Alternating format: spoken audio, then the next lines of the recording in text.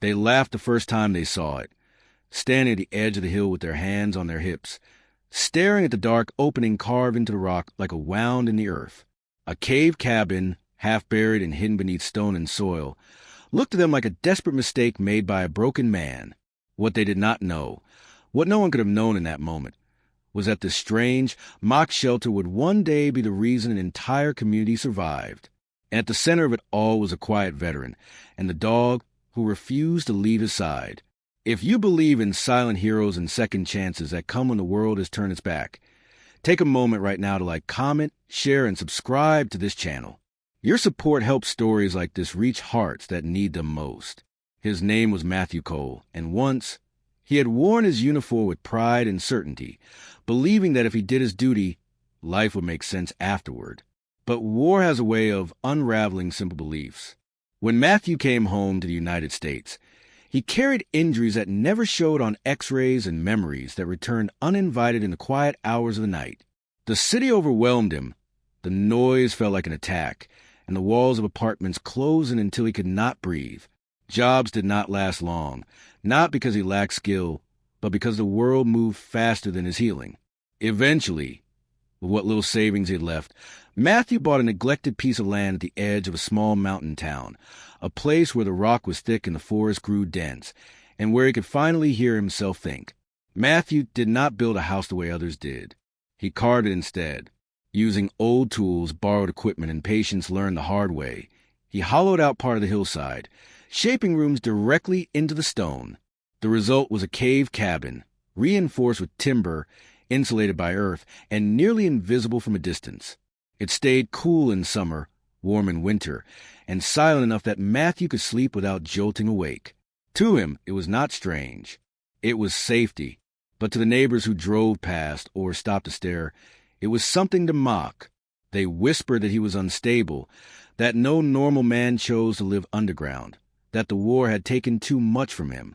Matthew heard the laughter sometimes, echoing faintly through the trees, and each time it stung more than he admitted. He kept himself, growing a small garden, fixing old machinery for extra cash, and spent his days with the one creature who never judged him. His dog Bear was a large shepherd mix with a scar across his muzzle and an instinct that bordered on uncanny. Matthew had found Bear at a shelter years earlier, overlooked and wary, and the two had recognized something familiar in each other. They were both survivors. They both trusted slowly. And once bonded, neither let go. Life settled into a quiet rhythm until the summer the ground stopped behaving the way it always had. The rains came harder than usual, soaking the mountains day after day until the soil grew heavy and unstable. Cracks appeared along roads, and small landslides became common. The town held meetings, experts spoke, and warnings were issued, but most people believed the danger would pass as it always had. Matthew watched the hills closely, noticing subtle shifts, listening to the sounds beneath the surface. Living inside the earth had taught him to respect it, to understand its moods. One night, Bear began acting strangely. He paced the cave cabin, whining softly, pressing his nose against the stone walls and the floor. Matthew felt it too, a deep vibration beneath his feet, like distant thunder trapped underground. The air felt wrong, heavy and charged. Bear suddenly bolted toward the back of the cave, where Matthew had left part of the rock face unfinished. The dog began scratching furiously, barking in a way Matthew had never heard before. When Matthew investigated, he noticed a thin stream of muddy water, seeping through a crack that had not been there before. The realization hit him slowly, and then all at once. The mountain was shifting, and if it gave way, it would not stop at his land. Matthew acted without hesitation. Years of training returned, steady and focused. He loaded supplies, secured Bear, and drove into town despite the late hour. He warned anyone who would listen, urging them to move to higher ground, to take the threat seriously. Some dismissed him, remembering the man who lived in a cave, the one they had laughed at. Others, seeing the urgency in his eyes and the fear he could not hide, began to believe. Sirens eventually sounded. Evacuations began. The landslide came before dawn. The mountain roared as it collapsed, sending earth, rock, and trees crashing down toward the town. Homes were swallowed, roads erased, and the power grid failed. But because of the warnings, because people had moved when they still could, lives were spared. When the dust settled, it became clear that one place had withstood the destruction better than any other. Matthew's cave cabin, reinforced by stone and shaped by understanding rather than appearance, remained intact. It became an emergency shelter, its stable interior protecting those who had nowhere else to go.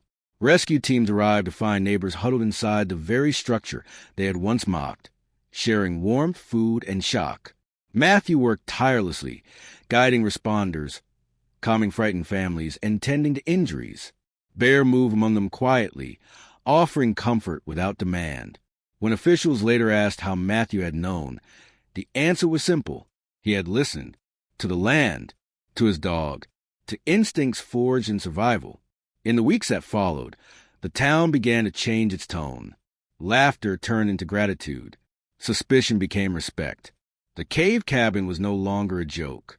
It was proof that different did not mean foolish, and that sometimes the people who withdraw from the world see dangers others miss.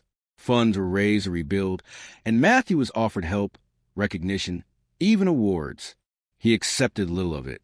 What mattered to him was that no one had died, that Bear was safe, and that the place he had built to survive had done exactly what it was meant to do. If this story has touched your heart, if it has reminded you that quiet strength can save lives, please take a moment now to share, and engage with this video. Your support helps these stories reach people who need hope. Before the story ends, we have a special request. Please comment below and share what the story made you feel or who it reminded you of. Your words matter more than you know. Matthew never rebuilt above ground. He expanded the cave carefully, improving it, reinforcing it, and eventually opening parts of it as a training space for disaster preparedness and survival. The same neighbors who once laughed now brought their children to learn from him. And every evening, as the sun dipped behind the mountain, Matthew would sit at the entrance of the cave with Bear beside him, watching the land in silence, grateful not for the disaster, but for the chance to prove that sometimes the safest place is the one no one else understands.